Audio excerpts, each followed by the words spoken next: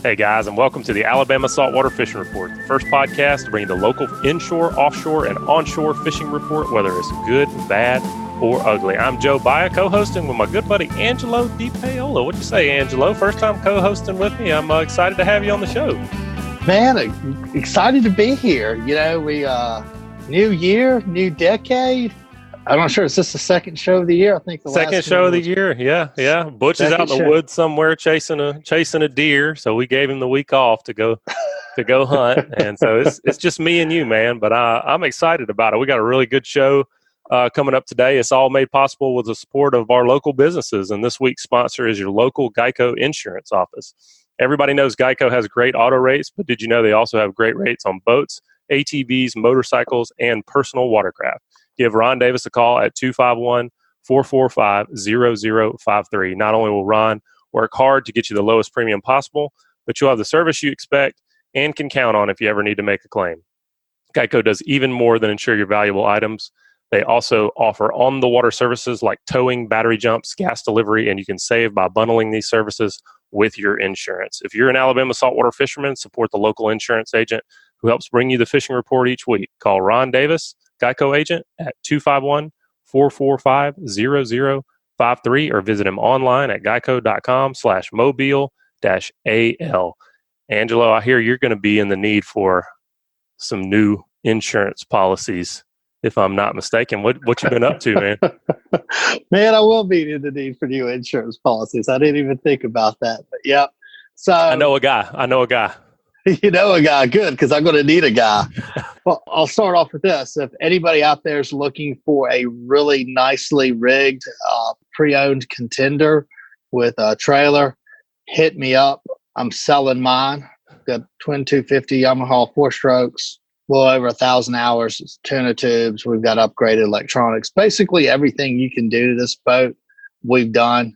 We're getting it all cleaned up and shined up for the next owner. It's a proven fish killer. That boat is a proven fish killer. I don't know about any of our listeners, but as you kind of go through the boat buying and selling process, you kind of always step up into your next boat. You kind of think back of like the trips and your really great trips and what all you caught on that boat. Man, we've had some good times. We've won 350-pound swordfish. We won more money than anybody's ever won in the Mobile Big Game Club Limited tournament. Just caught a ton of fish off of that boat. But I'm excited. Me and some buddies of mine, we're going in partners on a new boat. It's Tag. If you guys haven't, I doubt that many people have heard about it, but you can go hit them up on their Facebook page, Tag Boats. It's we're getting a 36-foot catamaran, quad 300s. I mean, it's screaming fast. Man, it looks good. It's a sharp-looking boat. It's a catamaran with kind of the fit and finish of a yellowfin is the best way I could describe it. And if you look at the profile and the lines, it looks like a yellowfin as well. Looks kind of like a race car, man. I'm on the Tag Boats Facebook page right now. You're right. She's pretty sexy. Dude, it is a good-looking boat. You know, if you want to get out and play with the big boys, you got to get a little bit more speed, a little bit more range, and this thing's going to be loaded to the gills. Man, it looks really awesome. I got to say, though, it's always a little bit nervous for me. Once I've been fishing on a boat and I'm used to that boat and I know, it'll catch fish. And back in the day, they say, well, will it raise fish? Okay, we're going to put the starboard engine at these RPMs and the port engine at this RPM. And, it's I'm just a little bit leery going into a new boat. Like, all right, going to have to figure it all out. You wonder if it's going to be the same. So I'm sure you guys will get it figured out though. We'll get that figured out. I mean, at the end of the day, they're fish, They ain't near as smart as we are. I mean, we just got to figure out when they're hungry and give them what they want. That's right. All right, man. Well, let's get right into this thing. We're going to start off with an inshore report. We're talking to Captain Richard Rutland. Let's see what's going on with the speckled trout and redfish and see if any flounder are showing back up. What you say there, Captain Blood? We got cold-blooded fishing on the line. What's shaking, boys? Y'all doing good today? Y'all getting some good fishing reports?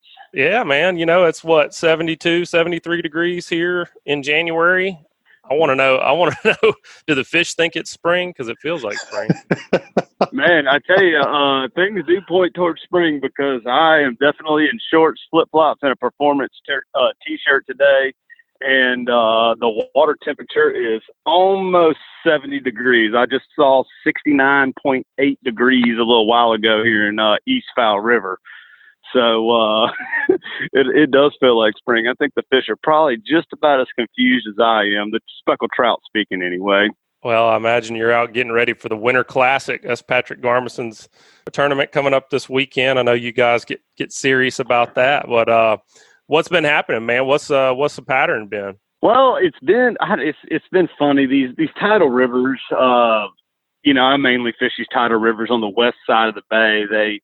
They can get real hot and they can get real cold, and we've kind of been flip-flopping. I know we had a tournament last weekend, and on my scouting day on Friday, we had just a red-hot day and really felt good about our tournament. And then the fish definitely proved us wrong on Saturday. But, of course, we had a lot of adverse conditions as well. With the water came up about 2 feet above normal with all the south wind we had, and then we had that big bull front coming through that morning. And so anywho, they proved us wrong. It seemed like the guys that were fishing the deeper water systems did better in the tournament. Maybe that water stays more stable in there. That's why they did a little bit better. But it's hot and cold. One thing I've noticed is there must have been some kind of little hatch or something like we were talking about before the show. There's some kind of little hatch of some minnows in all the systems right now. You see all these little what I call a fry minnow all over the place, and I don't know if that's kind of affecting them, kind of getting their brain off of pogies and mullet, and maybe they're more on these little minnows or whatever that is basically impossible to imitate with a bait with any kind of lure. But I don't know. It's hit or miss for sure. Looks like we're going to get a cold shot after Saturday or maybe Sunday night. I want to say it's going down into the mid-30s. The air temperature is going into the mid-30s. So hopefully that'll bring the water temperature down a little bit and get these fish a little bit more acclimated and get them acting like wintertime again, because we still got at least 2 more months of winter. Hopefully we still have 2 more months of winter.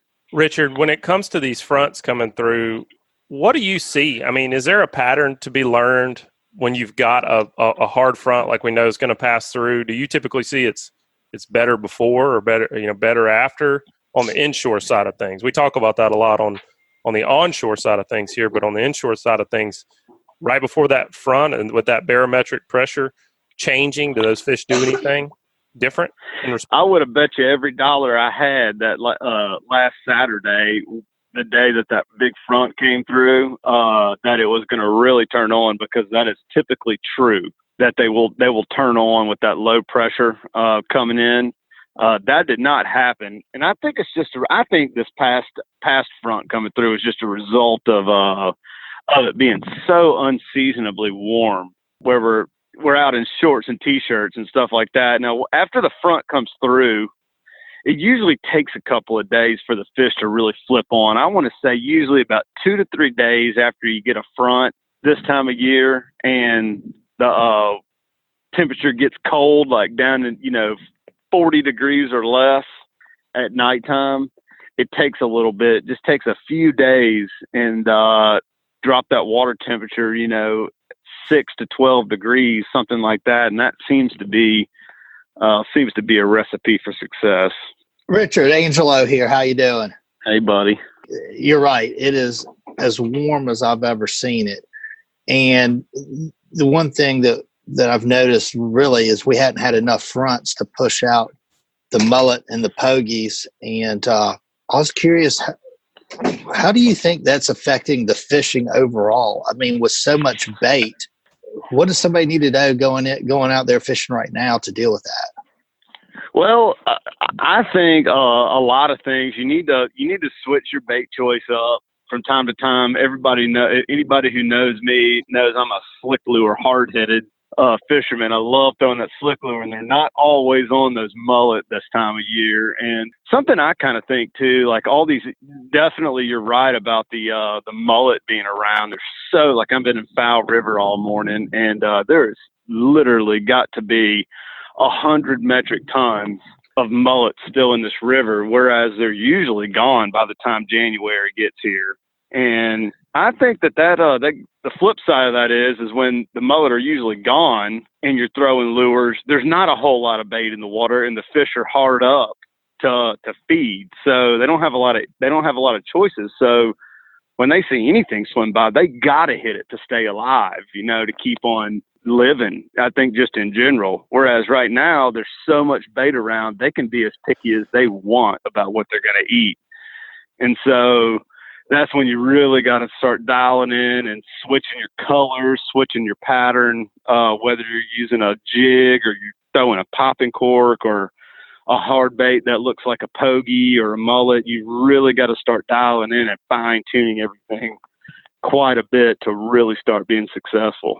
Richard, we talk a lot about these tidal rivers and in deep water areas during winter time fishing, and we've got the water temps, like you said, up around 70. The rivers are inundated with bait. Are the fish still orienting to those deep water holes, or are they starting to orient to bait? And is there anything to be, in that type of scenario, do you want to get away from bait? We always talk about trying to find bait. I mean, are the fish still going to be on that bait, and you just got to fish hard and try to pull one off of that, off of that school of bait? That's kind of a two-part question. Yeah. So the first part, I think definitely still finding the bait, find the forage, find the fish, you definitely still got to be looking for the bait. And I always associate with mullet for whatever reason, just experience has shown me that if you get around a bunch of mullet, you're generally going to find speckled trout and a lot of redfish around a lot of mullet. But the deep holes and stuff like that I don't really pay attention to that. Especially even when it gets cold, I still find a lot of fish in shallow water, we'll call shallow water 6 foot or less. 6 foot of water or less, I catch a ton of fish this time of year in that range. So I don't really go looking for deep water necessarily. And every system fish is a little different. Fowl fish is different than dog, and dog fish is different than Bon Secours or Fish River or Magnolia River or any of those places as well. They all kind of fish a little bit different. And then you have to think about too, what is deep water for Foul River? You know what I mean? What is deep water for Dog River? So you've got to find those areas. And a lot of what I like to hit on is just deep water next to shallow water. You have like a 6 or 8 foot deep little channel, and then you'll have a 3 or 4 foot flat right next to it. Sometimes they're in the channel, sometimes they're up on the flat, sometimes they're right there on the edge. I really like the edges of where it transitions. Let me ask you this, because we're talking trout and the tidal rivers and all, but like I feel like we're coming into that time of year where the sheep's heads start moving in, and the red fishing's usually pretty hot. What are you seeing on that front? I think I've been hearing plenty of reports about sheephead, and then doing some scouting for these tournaments that we're fishing right now. I'm not one to go and seek and destroy a bunch of sheephead all the time, but I do use my electronics a lot to locate bait and fish and stuff like that. And I tell you, 2 places the past week and a half that I've seen what looks like sheephead on my bottom machine, like around pilings and stuff, is Beulah Battery and the Theodore Industrial Canal. As I'm going through and using my side scan, you'll go past some of these pilings that they moor ships up to and whatnot. And it looks just like red snapper. I tell you, when you get offshore, it looks just like red snapper around those things. I guess they call them bay snapper, but you'll see all these big dashes and little, I guess, spade-shaped marks all around these pilings, because you can definitely see the pilings in your side scan, and then you just see all these little dashes all around it. So that tells me that there's some sheephead around already, and that should really start to fire off here in about the next probably 2 or 3 weeks. That's something I used to do a ton of several years ago. Are you saying you're too good for sheepshead now? Is it like you're above that? Not at all. Not at all, man. But I have just turned into a trout head, man. I just always want to catch a speckled trout. Well, what about the redfish? Redfishing is really good right now. Right now, if you can find, especially like I'm talking about slot redfish, if you can find any type of oyster shell in the north part of the Mississippi Sound, because the cleaner water's down there right now because we've got such an influx of fresh water. But if you can find any type of little bayou or cut or little creek or something with some oyster shells around it, you will definitely find some redfish. Voodoo shrimp under a popping cork or a gulp. I really like gulps a lot. Or adding your even the fish bites and adding the little fish bite strips to your voodoo shrimp or something like that is definitely a recipe to success right now with redfish. There's a ton of them. Usually this time of year, what's kind of fun about that is all you got to do is catch one. If you catch one, you found all of them. They're usually all right in one little spot. They'll bunch up so much to where, you'll throw to a little point and catch a fish, and you throw like 15 or 20 feet to the left or to the right of the point, you won't get a bite. You put it right back in the same spot, you're going to get whacked every time. That's what's a lot of fun about the redfishing this time of year. That sounds good, buddy. Well, we gotta get an inshore tip from you before you get out of here. And this week it's brought to us by Fishbites. Are you guys tired of stinking baits? How about bait stealers? Fishbites brands of scented baits do not stink or leave a stink on hands or anything else. They don't require bait buckets or ice to stay fresh while you fish.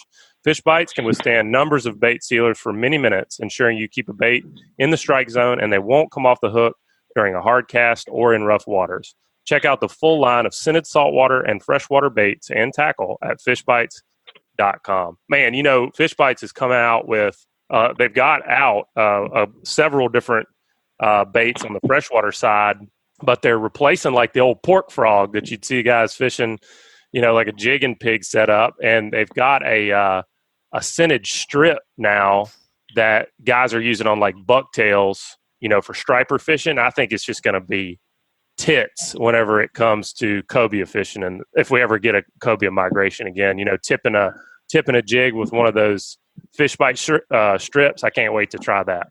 Oh, man, I tell you what, speaking of the strips, before I get to my tip, the strips, I used the strips a bunch flounder fishing this year. I did a big tagging project with the Sea Lab, acoustically tagging flounder this year, and I was tipping my grubs that I was bumping on the bottom with that little curly tail strip that you're talking about. Yeah, Bob's your uncle is what they call it. Yep, that's exactly right. And man, they work really good, and it's great because they're really sturdy. You put one on there, you can chunk it all day, and then when you get done, I just threw them back in the little jar and use it again. I mean, over and over again. Yeah. Oh man, they were great. But for a tip, something we've started, like we were talking about earlier, there's a lot of different kind of bait in all these rivers right now.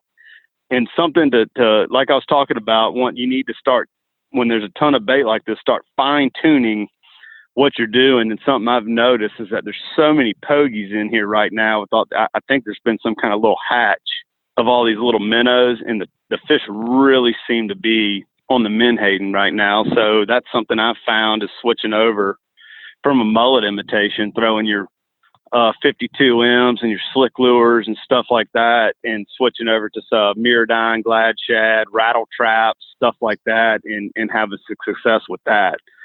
So paying attention to the forage that's around, and then throwing that out and imitating that is what's giving me a little bit more success right now.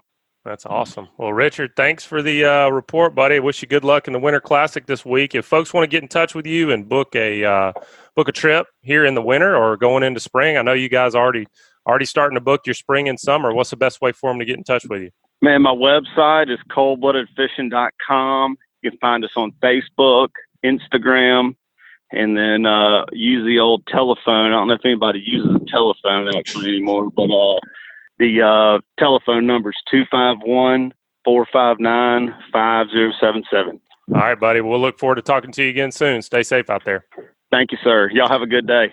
Well, Angelo, as you know, normally on here we do an inshore, onshore, and offshore report. And you are very consistently one of our best offshore reports. But this week, we can't find one, man. Nobody's been. The weather's been tough. I'm sure that the fish are still there. It's been awesome leading up to this week. I know you had a chance to get out and enjoy some of that late December blue marlin and yellowfin action, and I really haven't seen anything that makes me think that that's going to change. However, we don't have a report this week. So what we are going to do is go talk to Scott Bannon with the Alabama Department of Conservation, Natural Resources, Marine Resources Division. And we're going to get a little update on what's going on in 2020 with marine resources. So, Scott, welcome back to the show. Hey, guys. Thanks for having me. And good job getting that entire division title in there. I spent about 15 minutes in front of the mirror last night practicing, and I'm getting pretty good at it, man. I was saying it in my sleep, I think. So tell us what's going on this year.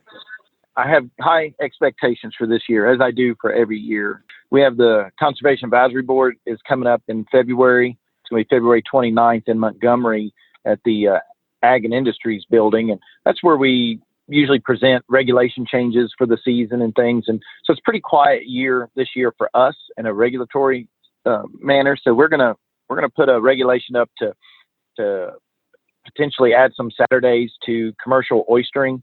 And that's to allow young people who want to get into the commercial oystering business. We're only open Monday through Friday, and when we're open, they're in school. So we have not provided an opportunity for them to go try it, see if it's something they want to do. And on the holidays this year, we had some kids come, and they were very interested in it. So we're just making an adjustment to allow for that. And we're going to make present a change to the snapper check reporting, and that would come into effect for the 2021 season. It would not affect this year.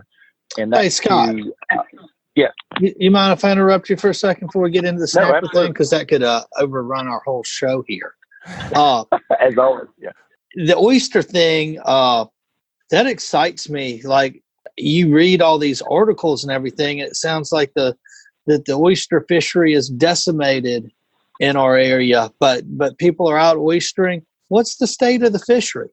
So for Alabama, we did not even have a season last year. We didn't even open. Our survey showed that there was not enough harvestable product to even open. The year before, we had about 138 sacks. I mean, it was terrible. The past 5 years, we've only harvested around 8,000 sacks total. That was a culmination of several different natural events, droughts, freshwater events. It was just very, very challenging. So I think we're starting to turn a corner here. So far this year, in the 30 days that we were open, we've harvested 9,500 sacks.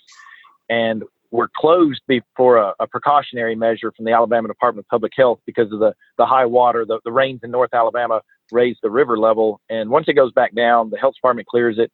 I think we're going to go harvest another 2,000 sacks. And so we're going to be, around 11,000, 12,000 sacks.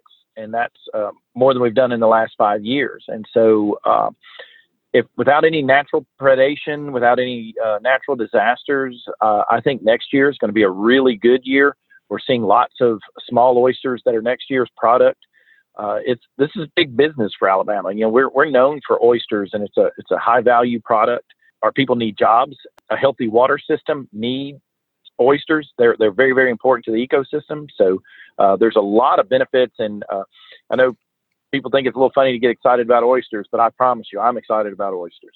Man, you should see the smile on my face. If you could see my face, I got a big old smile. I feel like that's like the lead indicator of our overall ecosystem is the oysters that we have around things here. Like oysters and bait fish, those type like things are very important. They're vital to everything up the food chain. So it's good. It's the other states, Louisiana and Mississippi, were closed this year because the high water event was devastating to them. It wiped out their oyster crops. And so we were very fortunate to be able to open in a timely manner to put people to work. People that would have been working in Mississippi, some would have been working in Louisiana. They went to work right here at home where they would like to be. Maybe not as much money as they would have made there, but it was better than zero. And so next year, we'll have to wait and see what Mississippi and Louisiana are able to do. But our intentions are to have a pretty decent season next fall as well. Man, that's great news. All right, let's get into snapper and break our hearts, sir. So snapper check. We want to make some minor modifications to that system for the 21 season. So it won't affect anything on this upcoming year. We right now, we still allow for paper reports. We would like for that to go away. The majority of folks are reporting through the app on the phone, and it's working very well. It's a single digit. It's about 7 or 8% of the people that actually report via paper. And I think if we did away with it, most of those people would go ahead and report on their phone. There are very, very few people that are limited with data plans or connectivity not to be able to report. And there are some solutions for that. And then we're also going to add a conservation ID function in there, because right now people are catching red snapper on kayaks off of near the Gulf State Park Pier. And we have not provided a method for them to report because they're in a non-powered vessel. Or if they were fishing from the pier, they don't have the ability to report. So we're going to add that as an option. And we may get that in this year for this season, but we need, as the snapper expands, because we put reefs closer to shore, I think you're going to see a lot more kayak fishermen and potentially some pier fishermen catching red snapper. So we're making it where they have to report. That's awesome to hear. So, Scott, you guys have been doing snapper check long enough now, and you've got a really good handle on about, how many pounds of snapper we're catching each year. So how many pounds of snapper did we catch last year, and how does that compare to what NOAA says we catch? So this goes back to the whole reason we started the snapper check program, is because we were in disagreement with the numbers that were coming from NOAA with the amount of catch and the amount of people participating. And so this last year we had a quota of about 1 million pounds, and we fished pretty close to that 1 million pounds. We were right at 1 million pounds. This next year we'll get a slight bump up, about 40,000 pounds. But so we feel like we've managed it very well. We've watched it. We know how much fish is coming and going. We know the size of those fish. And then NOAA comes out with a report that says that Alabama caught 5 million pounds, and we didn't. It's almost physically impossible. That's a huge amount of our artificial reef zone would be decimated if we caught 5 million pounds. The numbers of trips that they have, and I don't have that number in front of me, is physically impossible for us to have had that many trips. And so that's why we think our program is better. That's why we know that our program is better. It is much more accurate and beneficial to not only the anglers, but to the system, to the stock. Scott, you're telling us here about the snapper and the difference between what the state's saying we caught and what the federal government says we caught. Like, how's that look as we look at amberjack and triggerfish and those sort of reef fish? So those are two vital species to us here off the coast of Alabama because of the artificial reef zone that we have. So we've had triggerfish and amberjack have been an optional reporting species under snapper check, and a few people have reported. We appreciate that. I'm very thankful for that. So for the 21 season, not this season, not 2020, but 2021, we would like to go ahead and add those as mandatory species under snapper check for that very reason, because it's hard to look at the numbers that we were given for red snapper and then not feel that we don't have that same challenge with triggerfish and amberjack. We have these very, very short seasons, lots of concerns about when the amberjack season opens and these different things. And we feel like our program will give much better data. And so, and at the end of the day, we want to give good data and we want to get good numbers. And we feel that this is a good way to do it. And I've not hidden the fact that I would not shy away from considering those two species to come under state management and do the things similar to the snapper check program. Man, that's exciting. That's real exciting. I hope to see you guys be able to do that because, we've all seen the successes that we've had with red snapper. I can only imagine we experience the same thing with amberjack and triggerfish, and I would imagine it's very over-reported with regards to what we're actually catching. So that's cool to hear. So, you guys got the Conservation Advisory Board meeting in February, and then when's the next Gulf Council meeting coming up? So there's a Gulf Council meeting in New Orleans at the end of this month, the 27th through the 30th, and people are more than welcome to go on that Wednesday and give public comment they can attend any portion of the meeting if they would like and do online comments. And then the first week of April, it actually starts, I believe, March 30th. The council meeting will be in Gulf Shore. So it'll be at Gulf State Park, the lodge at Gulf State Park. So it'll be right here in our backyard. And I would encourage people that have an interest in how this sausage is made to come attend and see how it's made and provide, you get 3 minutes to speak if you would like. You can sign up and speak. And so since it's here, we would love to see, I'd love to see a big Alabama crowd come and express their concerns, whether they're, about any fishery or, you can come and give us some credit too. And I would appreciate that. But the council really does take the public comment seriously. I know a lot of people don't believe that, but I go to these council meetings 5 times a year, and the council members will bring it back up in committee meetings. I hear that the public is saying X. So they're listening. They listen to what you have to say. Scott, when is the meeting at the Gulf State Park again? It's going to be, I believe it's March 30th will be I think that's a Monday, and then it runs through like April the 3rd, whatever that Thursday is. So that's cool. the first week in April. So, and we'd love to have people show up. I have one other plug about the reef fish here in Alabama. We did the Gulf reef fish endorsement so that we can have money to continue the research. And we were talking about moving into triggerfish and amberjack and some other things as, the federal funds have run out for that. And so the reef fish endorsement helps fund that.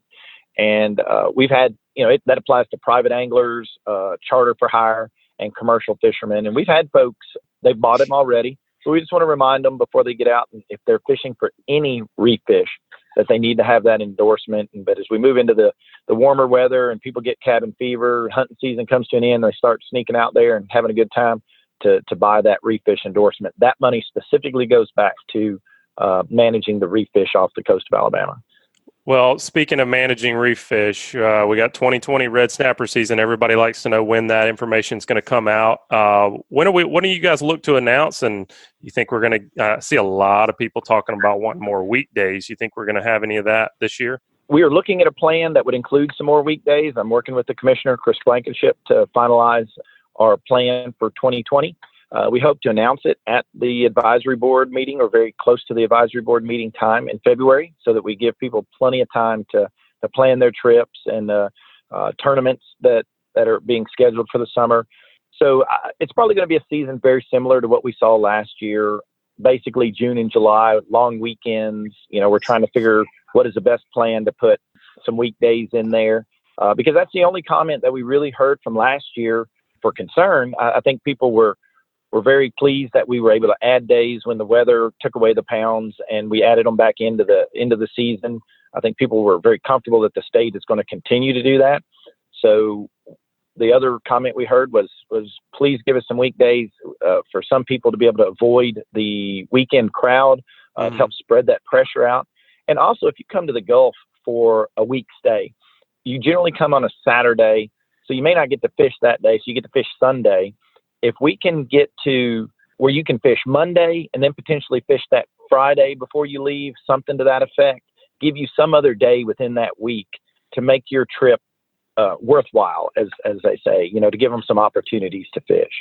Well, and that's where the importance of reporting your fish comes in, because if you have much less participation on weekdays, you guys will be able to tell that, you had an extra day, but the pounds are still what the pounds are. So that's going to potentially be able to give folks more days in the season. It just gets back to making sure you report so that we can give as many days as we can. And last year we had ample opportunity with when weather, was a problem. We made it back up during the end of the season.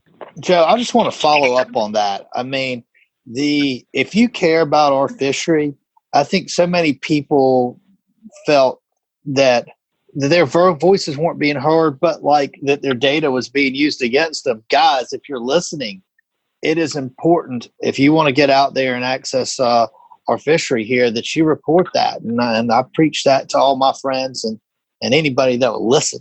I'm very passionate about that. Look at that 1 million pounds versus 5 million pounds. Which system do you want to operate under? Right. Exactly. And if they don't believe us, then they're going to go back to that system. So the better data we get, the more likely that Scott and his team are going to be able to continue to run this. Well, Scott, absolutely. You have got the Hey Cap question this week, buddy. We we normally save these for the captains, and we get questions all the time from guys wanting to know more about our fishery here. And this question came in, and I knew you were just the guy to answer it. So this week's Hey Cap question is going to be brought to us by Daycool Heating and Air. I love having guys like you on here, Angelo. You know, all the contributors we have on here each week. There's nothing like going to the expert to shorten the learning curve. Just like the specialists on the fishing report each week, Daycool Heating and Air are home performance specialists. What does that mean? That means they will inspect your property and find leaking air ducts, hoses, clean out ductwork, and find the HVAC problems before they become nightmares. Give the heating and cooling specialists who bring you the inshore, offshore, and onshore report each week and mention this ad for a free home performance diagnostic. Contact them at 251-633-5121 or online at www.daycoolair.com. Their license number AL07028. All right, Scott. Clint McCall sent us a question. He says, "Hey, Cap, I hear folks talking about using kale hooks and treble hooks with live baits, fishing the rigs out of Fort Morgan and Dolphin Island for sheepshead. Where reef fish are present, what is the line where the use of circle hooks is required?" This is a great question because we've been talking about that, and I really couldn't say. What's the rule, Scott? Well, one, it is a great question, and I'm glad they asked because I tell everybody, I said all of our stuff's a little quirky sometimes. Things cross. So, state waters, we do have a circle hook rule that we added to be consistent with the federal rules. And what our rule says is that the hook requirements for certain saltwater species that anglers are fishing for, retaining, possessing, or landing of Gulf Reef fish species, and we have a table that describes those, they must use non-stainless steel hooks when using natural bait. So if you're fishing for sheephead and you're out there and you're using live bait and your purpose is to catch sheephead, you are fine. Use those treble hooks, use those other hooks. The challenge will come in state waters is if you catch a gray snapper, which is likely to be caught around the rigs there, and there is no close season for them, and you could possess them. Under Alabama's regulations, you would have to release that if you caught it with the live bait and the treble hook, because I know those sheepshead like to hang out kind of in those same areas, and sometimes some of those methods would attract them. Red snapper would already be closed. You're not going to catch beeliners really, or lane snapper. If you do catch a lane snapper there, please tell me. I'd love to hear that. But what's interesting, Scott, last year when we did some sheepshead fishing out there, we were catching just about as many red snapper as we were sheepshead, especially if we fish near the bottom. If we fish up in the water column, we catch more sheepshead. But you mentioned that lane snapper. I actually caught a lane snapper on the Hageman Reef in Mississippi Sound last year, believe it or not. That is amazing.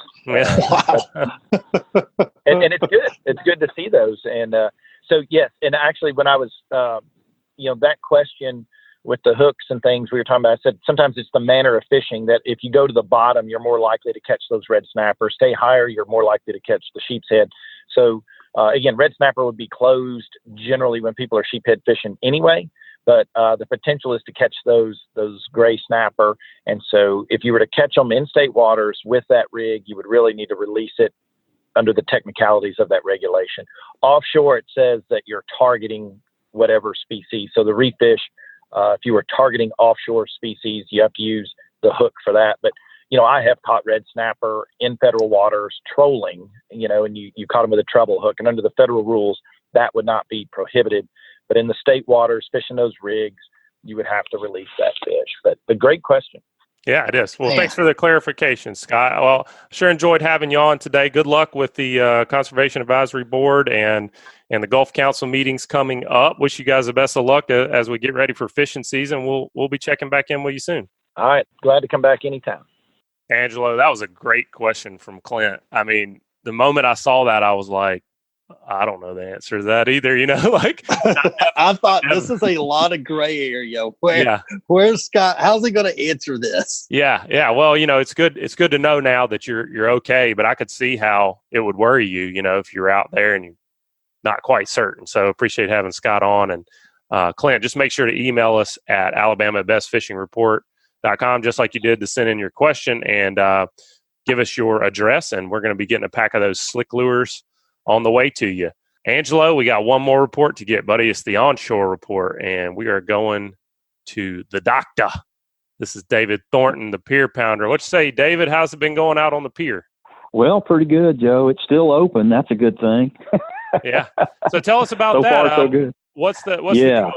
Are they not going to Well, they were planning on closing it the 16th was the word we got, and now we understand that it's been delayed temporarily at least. Kind of at about the 10th hour, NOAA stepped in and said that they wanted some kind of environmental study done about some things that they're changing about the pier with the lighting, and then they're adding an observation platform out on the end. I don't see how that would affect anything environmentally, and unless somebody falls off there on their head or something. But it'll give the birds somewhere else to poop on anyway. Well, maybe it'll keep them off the rail, David, we just learned from Scott Bannon that Alabama caught about 1 million pounds of red snapper last year, and NOAA said that we caught 5 million pounds. So I'm sure whatever they've got planned for the environmental impact study is going to be thorough, and I'd be interested.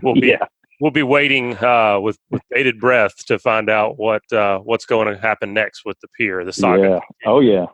Well, they may say we caught 5 million pounds of red snapper off the pier. Who knows? Right. Or 5 million pounds of whiting. So speaking of that, I mean, I guess a good thing the pier's open because fishing's been pretty good, right? Yeah, generally, the winter is pretty good, and whiting is the mainstay fish. And it's so accessible when the weather's right. They'll school in pretty good. The water temperature is about right in the mid to low 60s to where they start grouping together pretty good.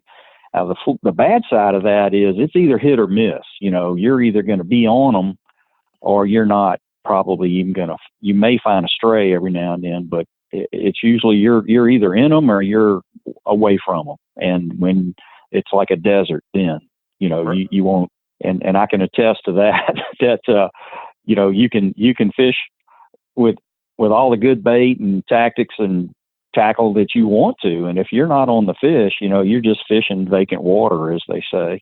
And if nobody's home, nobody's going to bite. So you got to look around more. So, well, speaking of bait, pier has been pretty good. Speaking of bait and tackle, what's the right gear right now? I think you want to keep it light. If you're targeting whiting, sensitivity to the bite is pretty good. At times, you might have to heavy up. If you're fishing off the beach and there's a pretty good roll to the surf, you kind of generally want to adjust your weight so that you can keep your bait in the vicinity where you think it's going to get bit. And again, because they're going to be tight pretty much to wherever their feeding location is. These are sometimes massive schools of just maybe 10,000 fish, Wow. But they may be all crammed in an area that's not much bigger than a Olympic-sized swimming pool. So wow. You really have to be on them, and it's neat to see on the pier when they do that because, you can observe them flashing and swimming around all close together. The large school kind of separates into smaller units. And if you're fishing in between them, they're not going to move. They're not going to move 10 yards to come to your bait. But if they happen to swim right over it, you'll start getting bit then. So it's been quite an education watching them in clear water. What are they eating this time of year? What are you guys using for bait? Probably the best bait is going to be your ghost shrimp. And really, I would even go, your average ghost shrimp that's about 4 inches long, I'd cut that in half. One thing people forget is they have a relatively small mouth. You'd be hard pressed a 12, 14 inch whiting to stick the end of your thumb in his mouth. And so a bait that's about 1.5 inches long and about as big around as the end of your thumb is about the right size that they would be able to slurp up, and move away with. That's what the size bait and what you want to go. with. Now they've been catching them on regular dead shrimp. Fresh dead is better than frozen. Seems like you get more bites. And but I was using some, I had some leftover live shrimp that I had frozen in salt water, and those were working just fine. I was getting bit really regular with that. The main thing is that it's like smaller baits that are bite size for them. That seems to really be a factor. And another thing too is some people are using Fishbites, to add a little color, and that seems to be working fine. But they don't seem to be quite as interested in the synthetic or artificial baits right now. I know that a month ago the Gulf shrimp and Fishbites was working pretty good, and it seems like now it's not. The water's about 5 degrees cooler in the low to mid 60s, and it just doesn't quite work as well. Another thing with those whiting is there'll be a few pompano mixed in there, and maybe an occasional sheephead or black drum or even redfish mixes in with them. So, you do get the occasional bonus fish besides those. And for that reason, some anglers do, heavy up their tackle a little bit just to be able to control the fish a little better and get them in faster, because it'll get quite crowded on the pier when they're biting pretty good. David, we were talking earlier, and you were telling us about the fish bites and the quick release and the slow release. And you kind of go into that, how that plays into this time of year with cooler water temperatures. Sure, yeah, that's a good question, Angelo. The Fishbites is formulated with two different formulas: of warm water that has the mesh that pretty much everybody's familiar with, and they're in the blue pack. That's the longer lasting formula. And then they have a fast acting that is a little softer, and it's designed to break down a little quicker. And I think that's something that's kind of critical this time of year. As the water gets cooler, it just doesn't seem to disperse scent as well as warmer water does. So anything that you can do to, like using the softer, faster acting formula Fishbites is going to help your cause, I would think, as opposed to just sticking with the blue that works, in the spring and summer and fall. All right. So you're saying that the whiting are on the pier, and like in my head, what I'm wondering is, because I've always kind of thought of that fish as more of a surf species. Where on the pier are you guys catching them? Are you like near the surf? Are you halfway down the pier? Yeah, at times, and they are primarily a surf zone species. In fact, the Latin name for that Gulf kingfish is Minoceros littoris, which means littoral zone, the littoral zone between the beach and the sands, between the beach and the longshore sandbar, that we refer to as the surf zone. And that's where they live most of their life. And they're also, they tend to stay inside that longshore sandbar because the dolphins get after them and sharks. And then but even inside the sandbar, sometimes the loons and mergansers and water turkeys will chase them as well. So there's a variety of reasons that they stay in that zone, and for protection and from predators, and also that's where what they find to feed on, which is this time of year, it's their main food source is going to be like maybe coquina clams, and which are still active, and but the ghost shrimp are the primary, I think. Anytime the surf is a little bit rough, it's going to dislodge those. That's what they're looking for. You mentioned the occasional sheep's head passing through. Earlier, we were talking to Richard Rutland. He says he's starting to see a lot of sheep's head stacked up on pilings in the areas he's been fishing.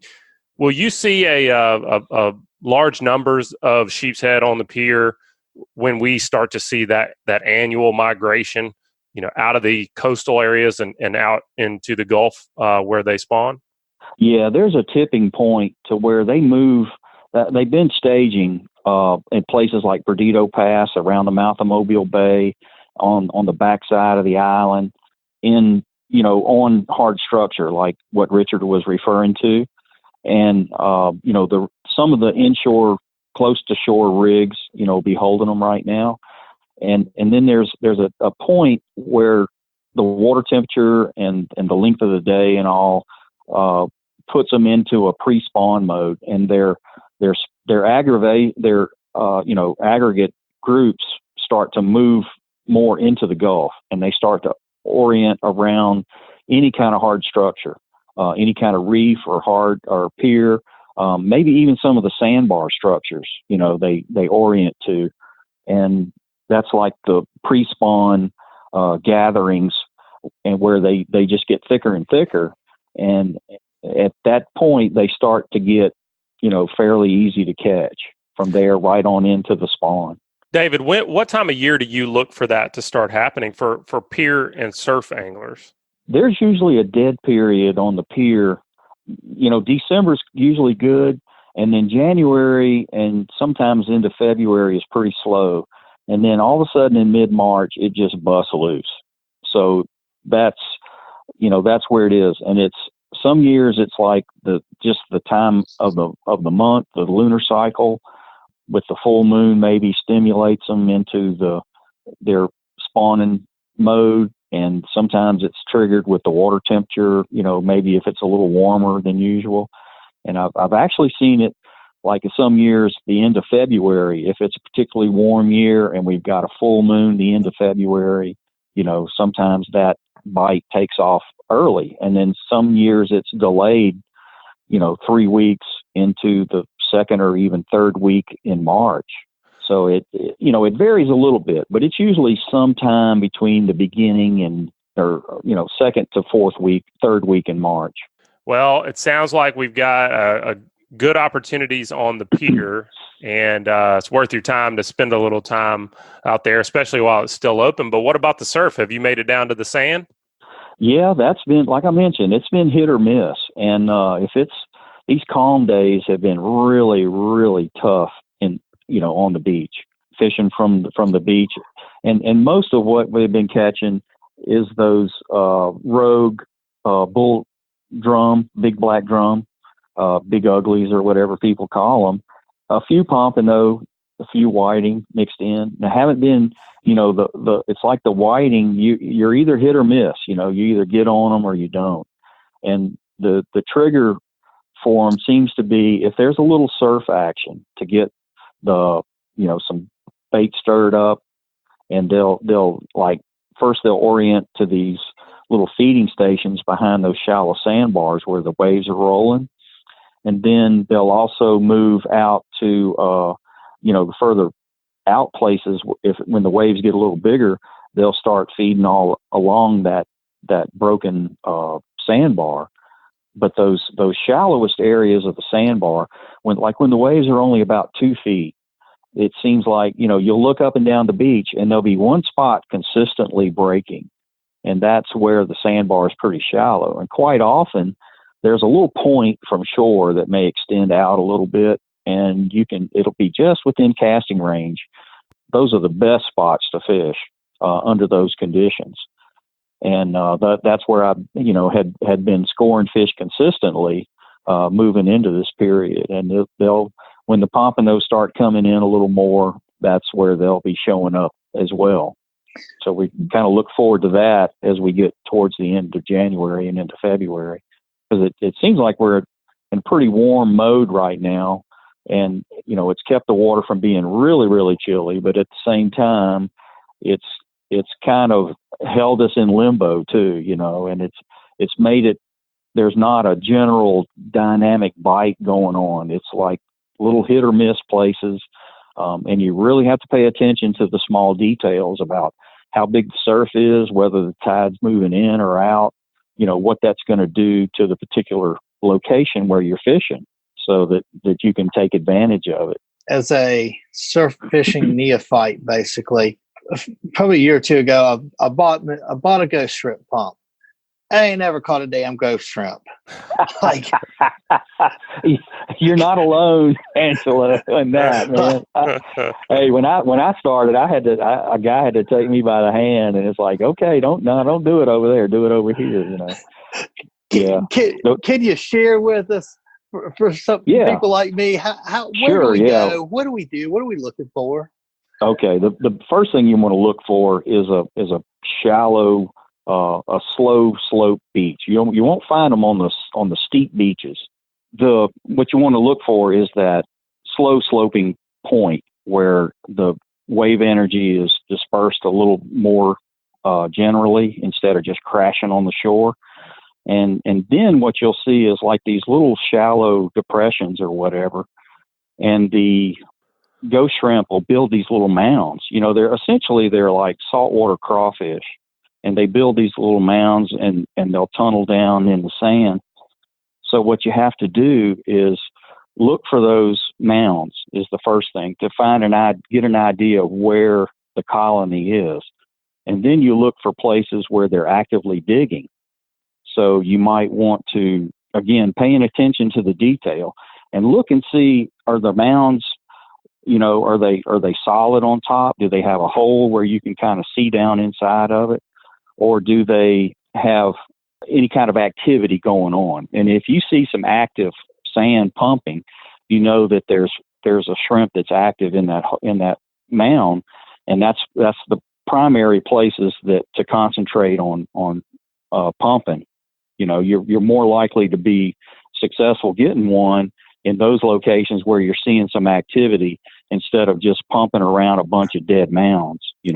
Angelo, additionally, you need to use both hands when you're using the pump, and that means you will have to put down your beer. So no Bud Lights? No Bud Lights. Man, I'm going to have to get me one of those hats. There you go. Yeah. the hat with the curly, with the straw. Yeah. If you see somebody out there that doesn't know that looks like they don't know what they're doing, but has a hat on, come say hey to them. Yeah. Okay. Well, it is a perplexing activity because it drives you to want to drink, but you really shouldn't. Yeah. The guys that have been doing it for a long time, they have the hats that have 2 beers on them instead of just one. So that's how you tell who knows what they're doing. Right. It really is a physical workout. Yeah, it's quite a workout. You're gonna, a lot of times you'll slurp, you'll go 2, 3, 4, maybe 5 dry holes before you score, and then sometimes you'll get 2, maybe even 3 in one out of one hole. So it's kind of strange. Sounds like my love life. David, one last question about these damn ghost shrimp. All right, so this sounds like it's about like solid gold when you get one, and you're talking about they have small mouths and they sound fairly soft. I don't know because I've never seen one with my own eyes. How should, like, you just slap these bad boys on the hook, or what's the best way to fish them? Yeah, if you're going to fish a whole one, like if you were really wanting to target, bigger fish like redfish or drum, you could use some of that magic thread or something like that. It's kind of an elastic rubber band, it looks like dental floss, but it's elastic. And you can tie it off to the line above the hook or on the hook itself, and then just wrap it around the bait 3 or 4 times and do a little half hitch and pinch it off. And just that little bit helps hold that bait onto the hook. But typically we'll just thread it on, start at the tail, and go right down through it. Like if you were looking at a crawfish, you would see where the tail, where the poop comes out, and that's you just put the hook in there and just thread it through his legs and then out through where the under his head where the legs all come together, and that's kind of a little tough place on the body as well. It's not quite as tough as the tail itself does, but it holds together pretty good. And I've even used ghost shrimp frozen in salt water, and they kind of deflate, but they do stay on the hook pretty good the same way. And you use a little bit of that magic thread to help hold them on that hook. And usually I use a kale hook, fairly small. If I'm just using halves to target whiting, I'm using like a number 6, maybe a number 4. If I'm targeting bigger fish like drum and redfish, I'll step it up to about a number 2 or even a number 1 hook. And some people like circle hooks. I little more favored to a Kale hook. So, everybody has to find their sweet spot, what works best for them. Well, David, just like every week, we like to get a tip from all our contributors, and this week's onshore tip is brought to you by the Coastal Conservation Association of Alabama, a great way to support conservation projects like the University of South Alabama Cobia Tagging Project, as well as the Claude Petit Mariculture Center, where they're hatching flounder, redfish, pompano, and soon-to-be speckled trout, is through the purchase of a distinctive CCA Alabama Saltwater Fishing license plate. You guys can head over to Alabama Department of Revenue's distinctive license plate page at revenue.alabama.gov to get yours. David, what are you thinking for a tip? Well, I'm thinking about the time of year and the, cold water, and the fish are kind of lethargic, and you may have to hunt around a good bit to get on a school of fish. So my tip would be to not spend too much time fishing the same location.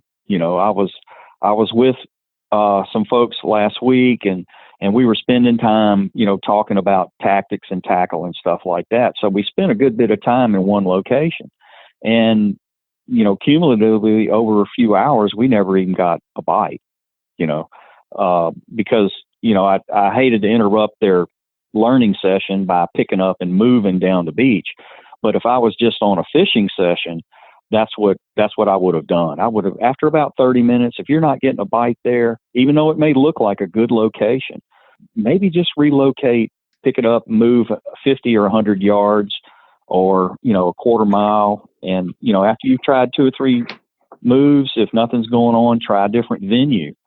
That particular day where I had been catching fish on the beach it was like nothing going on. It was the Dead Sea. But at the pier, they were just tearing up whiting. It was a particularly calm day, which is a time, a situation that's very taxing, very, difficult for surf fishermen to produce this time of year. I like that. So move around. This time of year, move around, and when you got calm days, the pier might be a better choice than the surf. That's great stuff. Absolutely. Well, as always, man, we appreciate you joining us and sharing your vast knowledge of our fishery here on the Gulf Coast, and we really appreciate it. I hope we can get you back on soon, and good luck as you get out there in the coming weeks. Well, thanks a lot. Yeah, it's always great to chew it with you guys, and good to talk to Angelo again. Same yeah, here. buddy. All right, David, we'll talk to you again soon, buddy. Thanks a lot. Okay, thanks. Angelo, good to have you on the show today, man, and co-hosting with me. We've had you on a lot as a contributor, first-time co-hosting, and you did a great job, man. You asked some good questions, and it's pretty cool getting to talk to all these guys that have spent their whole lives out here on the coast and learning saltwater fishing like we all have, and it's just a unique thing that we get to do. One of the things we do every single show is we talk about what we learned. So what'd you learn this week? Man, I learned we still have oysters in the state of Alabama. I've read enough articles that I thought they had basically gone extinct, which was kind of disheartening to me. And the other thing I learned is, man, David knows his stuff, and he does such a great job of explaining exactly what you need to do. I feel like I could go take what I heard today and go actually catch a ghost shrimp. Yeah. And possibly, trade that in for a whiting or a pompano. Yeah, absolutely. I mean, if you are interested in learning how to surf and pier fish on this part of the Gulf Coast, and you want to get better at it, the best money you'll ever spend is to go take a day with David and let him just drop knowledge on you all day long, because that guy breaks it down into minute details in there, and it matters. When you're talking about a featureless beach, and seemingly sometimes a featureless pier, he really can show you what you need to do to consistently put fish in the bag. What I think the thing I learned was that I was blown away by the fact that the federal fisheries said we caught 5 million pounds of snapper last year, and the state has the proof that we caught 1 million pounds of snapper last year. That blew my mind. I wish we had the time to ask him like the data collection methods and like where that and he may not have been able to politically say, but where he thinks the train went off the track with that, because somebody's got to have a theory on why we're so off. Yeah, I don't know, but it just goes back to, I'm as skeptical of government intervention in my life as anybody is. But the guys at the Marine Resources Division and the guys at the ADC&R have really done an awesome job with snapper check. And the proof's in the pudding. We got more days. We're catching more fish. Fishery is healthy. And, and people are doing better. The participation has gone up year after year, but it needs to get better even still. And so it's also cool to hear that they're going to be doing some things with triggerfish and amberjack, hopefully, because I think the more control we can take of our fishery, the better off it's going to be for future generations. Man, I'll say this too: having the people in our state that run our wild game and fish and wildlife departments, man, we are so lucky. They are dedicated, they are professionals, and they're looking to solve problems. And I don't know, I'm not sure if it's like that everywhere. Well, another thing is they're outdoorsmen. It's not like they're sitting in an office somewhere making decisions and they don't care about what happens because they don't use the resource. They're out there fishing. They're out there hunting. They want to see it. They didn't like it when snapper was terrible, and they don't want to see it go back to that. So I really trust those guys and to make the right decisions. And I think so far, like I said, the proof's in the pudding. You can trust or not. It is they're doing a great job. So it was good to hear. And sounds like we got another good snapper season in store, which I'm excited about that too. That's a big economic driver for our part of the coastline, and we need it. So it's good to hear. All right, folks, that's going to wrap it up this week. Just subscribe, rate, and review wherever you listen to podcasts. If you'd like us to email you the podcast, just head over to greatdaysoutdoors.com/ASFR, and we'll send you the new show each week. I'm Joe Baia here, co-hosting with Angelo DePaola. Y'all keep whacking them. This week's Alabama Saltwater Fishing Report has been brought to you by Hilton's Real-Time Navigator, bringing you the highest quality online satellite fishing chart since 2004. Your source for sea temps, altimetry, currents, and water color at hiltonsoffshore.com. This week's Saltwater Fishing Report is brought to you by Angelo DePaola, the Coastal Connection with eXp Realty, your boating and beach property specialist. Check me out on Facebook at Angelo DePaola Realtor, the Coastal Connection, or call me direct at 850-287-3440. Also brought to you by Foster Contracting, Fortified Roofing Pros. Did you know you could save up to 40% on your homeowner's insurance with a fortified roof? Learn more at fortifiedroofingpros.com or call them at 251-973-9999. This week's Alabama Saltwater Fishing Report is brought to you by the Biloxi Boat Show, February 7th through the 9th, 2020, at the Mississippi Coast Coliseum. For more information, go to gulfcoastshows.com. And also, KillerDock. Are you suffering from dock dysfunction? Check out a full line of dock enhancement at KillerDock.com. That's KillerDock.com. And also, Great Days Outdoors, the South's finest hunting and fishing magazine. Pick up your copy wherever magazines are sold or check them out at GreatDaysOutdoors.com.